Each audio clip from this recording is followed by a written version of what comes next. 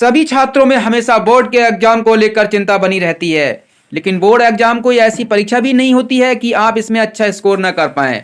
थोड़ी सी प्लानिंग और टिप्स को अपनाकर आप बोर्ड की परीक्षाओं में टॉप कर सकते हैं या फिर अच्छे अंक प्राप्त कर सकते हैं। आज की वीडियो में बोर्ड एग्जाम में अच्छे मार्क्स लाने या टॉप करने के तरीके के बारे में जानेंगे।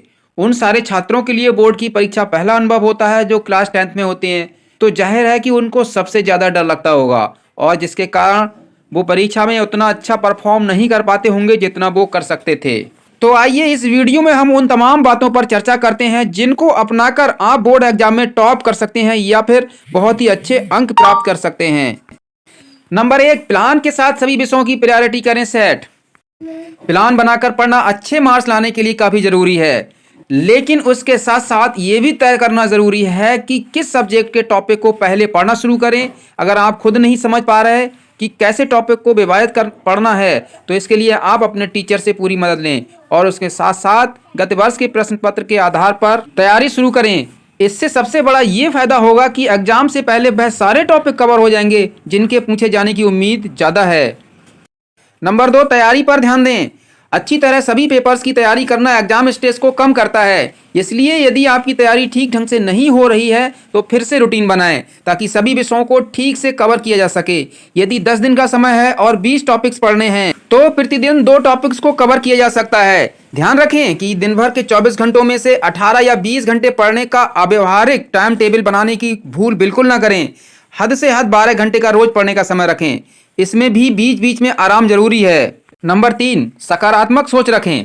किसी भी डर को सकारात्मक सोच से दूर किया जा सकता है। सकारात्मक सोच आपको रिलैक्स रखता है और आप बेहतर ढंग से पढ़ाई करने में समर्थ हो पाते हैं, इसलिए पॉजिटिव सोच रखना बहुत जरूरी है। छात्र जितना टेंशन लेते हैं, अगर वो उसका 50% भी अपनी पढ़ाई पे ध्यान दें तो काफ़ी बेहतर अंक आ सकते हैं। सकारात्मक सोच रखने का सबसे बड़ा लाभ ये होता है कि आपको अपने ही अंदर बहुत सारी खूबियाँ दिखने लगती हैं जो आपकी प्रसन्नता का कारण बनती हैं और आपको अपनी तैयारी पर फोकस कर देती हैं।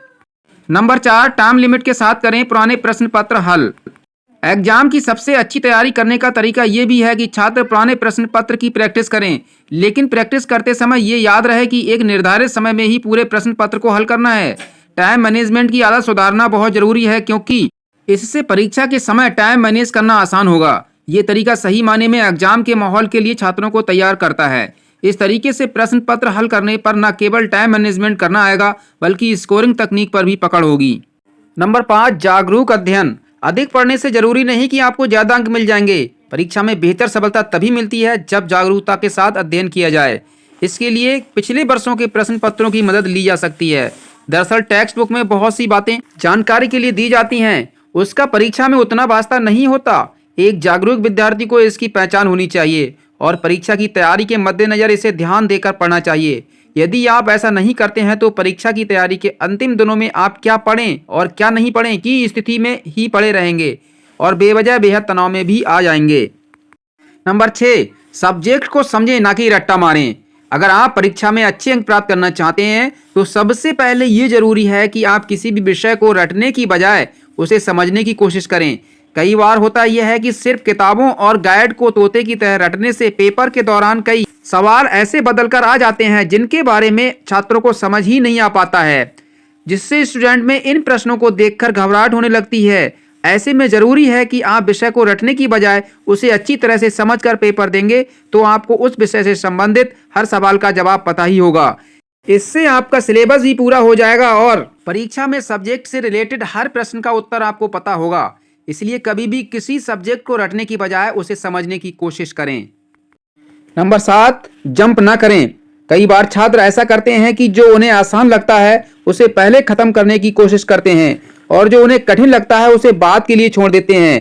ऐसा करते हुए परीक्षा का समय नजदीक आ जाता है और उस कठिन अध्याय के लिए समय कम मिलता है जिसकी तैयारी वो सही तरीके से नहीं कर पाते। इसीलिए परीक्षा के लिए ये सुझाव दिया जाता है कि कठिन चीजों की तैयारी पहले कर लें।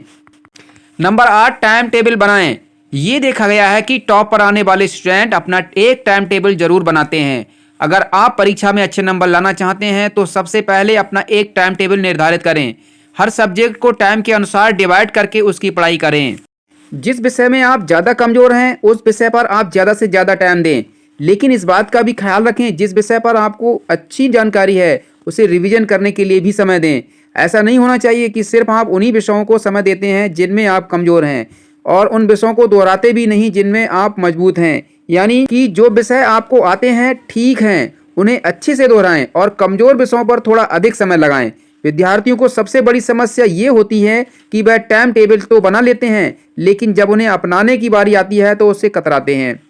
अगर आप परीक्षा में अच्छे अंकों से पास होना चाहते हैं तो अपने बनाए गए टाइम टेबल को न छोड़ें। जैसा आपने टाइम टेबल निर्धारित किया है उसे फॉलो करें, इससे आपको सफलता जरूर ही मिलेगी। इसी के साथ मैं मोहम्मद उमर आपसे विदा लेता हूँ। जय हिंद, जय भारत।